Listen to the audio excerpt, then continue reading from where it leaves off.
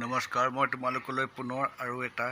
Video' লৈ আহিছোঁ। ভিডিঅ'টো আগৰ ভিডিঅ'টো যিটো এভাৰেজ আছিলে তাৰ পাৰ্ট 2 হ'ল। তো তোমালোকে এভাৰেজ মানে জানা যে চাম বাই এন আৰু চাম মানে হৈছে এ ইনটু এন। চাম মানে হৈছে যোগফল, এভাৰেজ মানে হৈছে গড়। গড় মানে আমাৰ যদি আমি চামটোক আমি এনে যদি হৰণ কৰি যিটো পাওঁ সেইটোক আমি গড় বুলি কয় হ'ল। তো আমি যদি এই অংকটো এটা চাওঁ তো আগতে অলপ বুজাইছোঁ, এই নেক্সট অংকটো আমি সলিউশ্যন কৰিছোঁ। চোৱা তাত কি আছে যে এ library has an average of 510 visitors on Sunday and 210 on other day. The average number of the visitors in a month of 30 days starting with Sunday is. তো আমাক এভাৰেজটো সুধিছে যে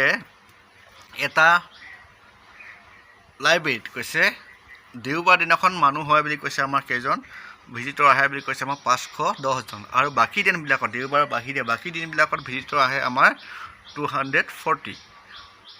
আৰু কৈছে সেই এটা মাহত যিটো মাহ নেকি দেওবাৰ দি ষ্টাৰ্ট হৈছে, তো তেনেকুৱা এটা মাহত 30 দিনীয়া মাহ বুলি কৈছে। সেই মাহত কৈছে আমাক গড়ে প্ৰতিদিনে হিচাপে যদি চাওঁ প্ৰতিদিনে আমাক কিমান মানুহ আহিছিল সেইটো আমাক উলিয়াব দিছে নিশ্চয় হয়। তেনেকুৱা ধৰণৰ অংক হ'লে আমি কি কৰিম, চাম ইউজ কৰিম। চাম এতিয়া আমি জানো যে যদি নেকি দেওবাৰ দি এটা মাহ আৰম্ভ হয় বা যিকোনো দেওবাৰ দি যদি প্ৰথম মাহটো আৰম্ভ হয় তেতিয়াহ'লে সেই মাহ 30 দিনীয়া মাহটোত কি হ'ব, দেওবাৰৰ এটা মাহত যদি প্ৰথম দিনাখন যদি দেওবাৰ পৰে তেতিয়াহ'লে আমাৰ নিশ্চয় 5টা সেনেকুৱা ধৰণৰ আমি দেওবাৰ পাম, চানডে পাম। তেতিয়াহ'লে 5টা চানডে হ'ব আৰু বাকী 25 দিন কি হ'ব, চানডে বাহিৰে বাকীকেইটা বাৰ হ'ব নিশ্চয় হ'ল। এতিয়া আমি প্ৰথমে উলিয়াব বিচাৰিম চাম, যিহেতু এভাৰেজ মানে আমাৰ সূত্ৰটো আছিলে চাম বাই এন। মই অলপ আজি দীঘলকৈ কৈছোঁ দেই, তো বহুতে বুজি নাপাব পাৰে, মই আজি দীঘলকৈ অলপ বুজাব গৈছোঁ, মই আজি শ্বৰ্টকাট নিশিকাওঁ। তো চাম শ্বৰ্টকাট মানে চাম মানে আমি কি বুলি ক'ম, এতিয়া চামটো আমি কেনেকৈ ওলাম যে আমাৰ 30 দিনত কিমান এটেণ্ডেড মানে কিমান ভিজিটৰ আমাৰ ওচৰত আহিছিলে, তো সেইটো হৈছে চাম হ'ল। এতিয়া চাম উলিয়াবৰ কাৰণে আমি কি কৰিম, আমি জানো যে দেওবাৰ পাইছোঁ আমি 5টা আৰু বাকী কেইটা দিন পাইছোঁ আমি কেইটা দিন হ'ব, তেতিয়াহ'লে 25টা দিন হ'ব। আৰু আমাক পাছত কৈছে যে কি বুলি কৈছে, প্ৰতি দেওবাৰে আমাক কিমান মানুহ আহে বুলি কৈছে, 510 আহে বুলি কৈছে, আৰু বাকী কেইবাৰত আমাক কেইটা মানুহ আহে বুলি কৈছে, 240কে ডেইলি আহে বুলি কৈছে। যদি এইকেইটা যদি পূৰণ কৰি যদি আমি গোটেইখিনি যোগ কৰি দিওঁ তেতিয়া আমি কি পাম, যে 30টা দিনত সৰ্বমুঠ কিমান মানুহ আহিছিলে অৰ্থাৎ চামটো পাম হ'ল। আৰু সেই গোটেইখিনিক যদি আমি 30ৰে হৰণ কৰি দিওঁ তেতিয়া আমাৰ আনচাৰটো ওলাই যাব, অৰ্থাৎ গড়ে প্ৰতিদিনে কিমান মানুহ ওলাইছিলে নিশ্চয় ওলাব। তো সেইটো কৰিলে আমি কৰি চাবা, কৰিলে ওলাই যাব। তো এইটো আমি পূৰণ কৰিম যে 5 যিকোনো সংখ্যাক পূৰণ কৰিলে অযুগ বুলি মই কৈছোঁ আগতে। এই সংখ্যাটো আধা কৰিম, এই সংখ্যাটো আধা মানে কিমান, 255 হ'ল। আৰু মিলি গৈছে কাৰণে আমি কি বহাম, 0 বহাম। ঠিক তেনেকৈ 25 আনটা সংখ্যাক পূৰণ কৰিবলৈ অযু, তাক সেইটো কি কৰিলে সেই সংখ্যাটোক 4ৰে হৰণ কৰিব লাগে, 4ৰে হৰণ কৰি পিনি ইমান হ'ব, এই সংখ্যাটো 4ৰে হৰণ কৰিলে ইমান হ'ব, আৰু 2টা শূন্য পাতি দিলে আমাৰ হৈ যাব হ'ল। এতিয়া আমি এই যদি যোগফলটোক আমি যদি এনেৰে হৰণ কৰি দিওঁ তেতিয়া আমি কি পাই যাম, সেইটোৱে আমাৰ এভাৰেজ ওলাব। তো কৰিলে হ'ল, তো যোগ কৰিম 5 6 যোগ কৰিলে 8 হ'ব, 55 এই 0টো কাটি যাব, এটা 3 হৰণ কৰিলে কিমান হ'ব, 3 দুগুণ 6 থাকিলে কিমান 2 আছে, আৰু 2 5 লগালে কিমান 25 হ'ল, 25ক 3 কেইবাৰ যাব, 3 8 গুণ 24, 24ৰ পিছত 8 থাকিব 1 থাকিলে কিমান 15, 3 5 গুণ 15, যাৰ নেকি আনচাৰ ওলাব 285 জন। তাৰমানে আমি প্ৰতিদিনে যদি চাওঁ প্ৰতিদিনে এভাৰেজ গড় হিচাপে সেই লাইব্ৰেৰীটোত 285জন মানুহে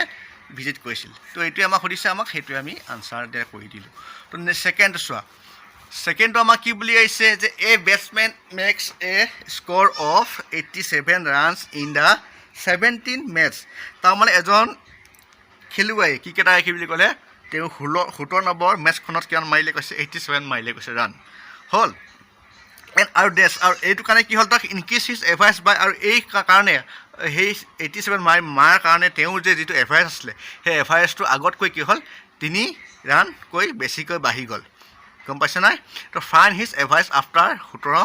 নম্বৰ মেটছখন। এতিয়া 17 নম্বৰ মেটছখনৰ পাছত বা 17 নম্বৰ মেটছখনৰ পাছত তেওঁৰ এভাৰেজটো কিমান হৈছে আমাক সুধিছে এতিয়া হ'ল। তো আমি ইয়াত কি কৰিলোঁ, ছাপ'জ 17 নম্বৰখনৰ মেটছত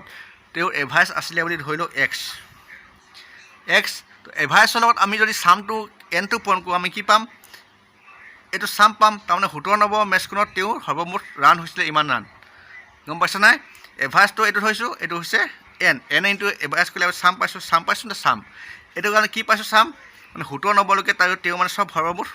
কি পাইছোঁ ৰান পাইছোঁ নিশ্চয় এতিয়া এইখিনি লগত কিবাখিনি বস্তু ইকুৱেল হ'ব চাবা কেনেকৈ ইকুৱেল হ'ব চাবা আমি জানো যে তেতিয়াহ'লে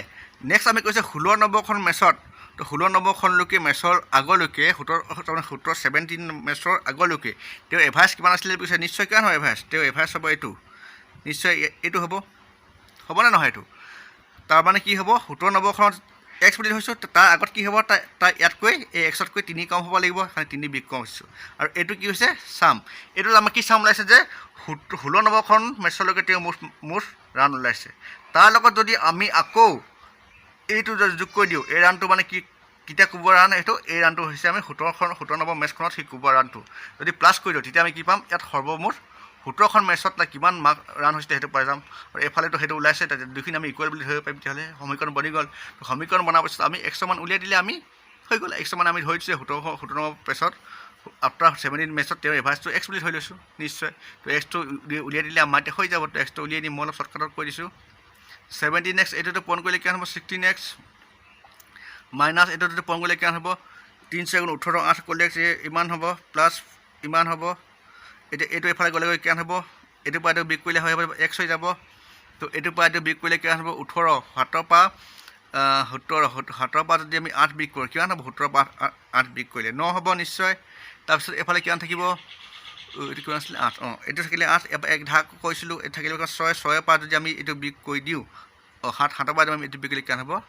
ইমান তো এইটোৱে আমাৰ আনচাৰ তাৰমানে কি হয় এইটো কি আছে 17-90 মেচৰ পাছত তেওঁৰ এভাৰেজটো হৈ যাবগৈ ইমান হ'ল 17-90 মেচৰ আগত তেওঁ এভাৰেজটো কিমান আছিলে তেতিয়া কি বুলি সুধিলে আমাক কি বুলি ক'ম ইয়াৰ পৰা আমি 3 বিগ কৰিব লাগিব 3 বিগ কৰিলে আমাৰ কিমান হৈ যাব 36 হ'ল তো আমাক এইটো সুধিছে সেইটো সোধা নাই আমি এইটো আনচাৰ দিছোঁ সেকেন্ডটো কি আছে এভাৰেজ অফ 10 মেচ ইজ ইমান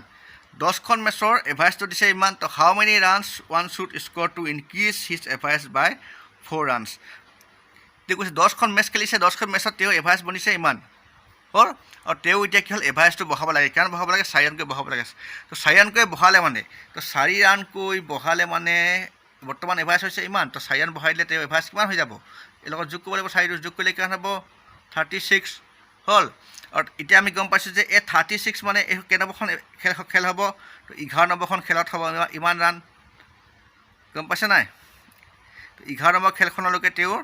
36 যদি মাৰে তো 36 এভাৰেজ হৈ যাব তেতিয়াহ'লে ইয়াৰ চামটো উলিয়াইছোঁ এই চামখিনিৰ পৰা যদি আমি 10 নম্বৰলৈকে খেলা চামখন যদি বিয়োগ কৰি দিওঁ তেতিয়া আমি কি পাই যাম এই 11 নম্বৰ মেচখনত কিমান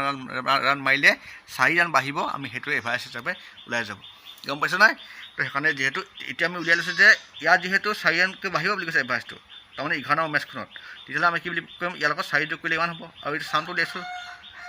আৰু এই চামখিনিৰ পৰা যদি আমি আগৰ যিটো চাম আছিলে 10খন মেচলৈকে যদি ৰান কৰিছিলে সেইখিনি যদি বিগ কৰি দিওঁ তেতিয়াহ'লে আমি কি পাই যাম 11খন মেচত মানে কিমান মাৰিছিলে সেইটো পাই যাম হ'ল এইটো বিগ কৰা তো এইটো কৰিলে কিমান হ'ব এইটো যোগ কৰিলে পূৰণ কৰিলে আমাৰ অজু পাতিলোঁ তো 11 যিকোনো এটা সংখ্যা পূৰণ কৰিবলৈ আকৌ অজু তো পাতিলেও কিমান হ'ব 6 9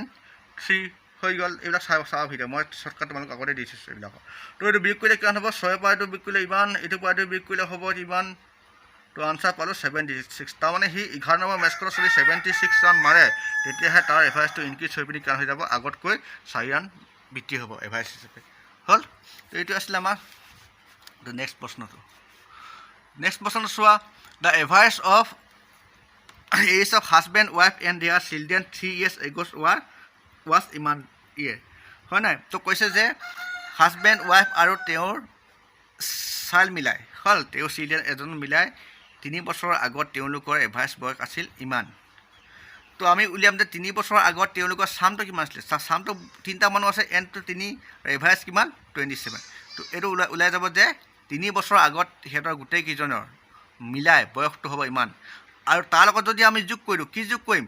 তাৰ লগত এইটো যোগ কৰিম চোৱা তাৰ লগত আমি যিহেতু 3 বছৰ যদি বৰ্তমান বয়স যদি ওলাওঁ গোটেইকেইজন এতিয়া আমি চাওঁ যে হাজবেণ্ড ৱাইফ আৰু চিলড্ৰেনৰ বৰ্তমান বয়স উলিয়াব গৈছোঁ বৰ্তমান বয়সৰ সমষ্টি উলিয়াব গৈছোঁ সমষ্টি তো সমষ্টি ওলালে কি কৰিম এইটো কি ওলালে 3 বছৰ আগৰ সিহঁতৰ 3টাৰ বয়সৰ সমষ্টি ওলালে এইটো চাম তাৰ লগত যদি আমি কি কৰিম প্ৰত্যেকৰ বয়স 3 বছৰকৈ বাঢ়ি যাব 3টা মানুহ আছে কাৰণে 3 পূৰণ কৰি কিমান হ'ব চব মিলাই বাঢ়িব বয়স বৰ্তমান বয়স কিমান বাঢ়িব চবৰ ইয়াৰো 3 বাঢ়িব, তাৰ বাপেকো বাঢ়িব, জীয়েকো চাইল্ডৰো বাঢ়িব আৰু ৱাইফৰ বাঢ়িব, চব মিলাই বয়স বাঢ়ি যাব 9 বছৰ। এই গোটেইখিনি আমি কৰিলে আমি কি পাই যাম যে বৰ্তমান তেওঁলোকৰ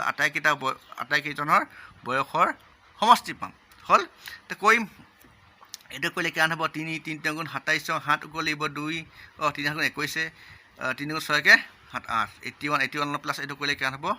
90। আমি পাই গ'লে কি পালোঁ এতিয়া যে বৰ্তমান তিনিজনৰ বয়সৰ সমষ্টি পালোঁ 90। এতিয়া পিছৰডোখৰ চোৱা আকৌ and that of wife and the child 5 years ago was ইমান বছৰ, আৰু কৈছে 5 বছৰ আগত সিহঁতৰ তাৰ ৱাইফ আৰু তেওঁৰ পুতেকৰ বয়সৰ এভাৰেজ আছিলে কৈছে 20 বছৰ। এতিয়া 5 বছৰ আগত তেতিয়াহ'লে সিহঁতৰ আমি কি উলিয়াম 5 বছৰ আগত যে দুটামান মানুহ আছে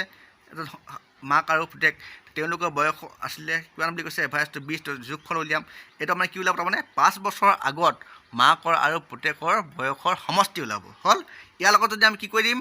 যে দুইটা বয়স বাঢ়িব, ইয়াৰ 5 বছৰ বৰ্তমান বয়স উলিয়াওঁ, তো বৰ্তমান বয়স উলিয়ালে কি হ'ব দুইটাৰ লগত আমি 5 পাকৈ 10 বছৰ মানে বয়সটো বঢ়াব লাগিব। তেতিয়া হৈ যাব কি এইটো কি ওলাই যাব এতিয়া যে ওলাব 40 + 10, এইটো ওলাব ইমান 50 ওলালে, এইটো যোগ কৰি 50 পালোঁ।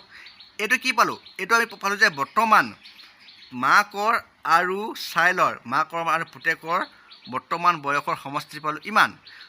এইটো কি পাইছিলোঁ আমি বাপেকৰ মাকৰ পুতেকৰ বৰ্তমান বয়সৰ সমষ্টি পাইছিলোঁ ইমান। তেতিয়াহ'লে নিশ্চয় আমি ইয়াৰ পৰা যদি এইটো বিয়োগ কৰি দিওঁ সেইটো কি ওলাব নিশ্চয় ইয়াৰ পৰা বিয়োগ কৰিলে ইমান হ'ব। এইটোৱে হ'ব আমাৰ কাৰ দেউতাকৰ বয়স ওলাব, আৰু যিটো আমাক কি উলিয়াব দিছিলে তো হাজবেণ্ড বয়সটো কিমান হ'ব আমাৰ 40 year হৈ যাব। তো এইকেইটা আছিলে আজি ভিডিঅ'। যদি ভাল পাইছা মই তোমালোকক কেইটামান এক্সাৰচাইজ কৰিব দিম, এতিয়া চাই ল'বাচোন, কৰিবাচোন আৰু কৰি মেলি মোক দেখাবা দেই।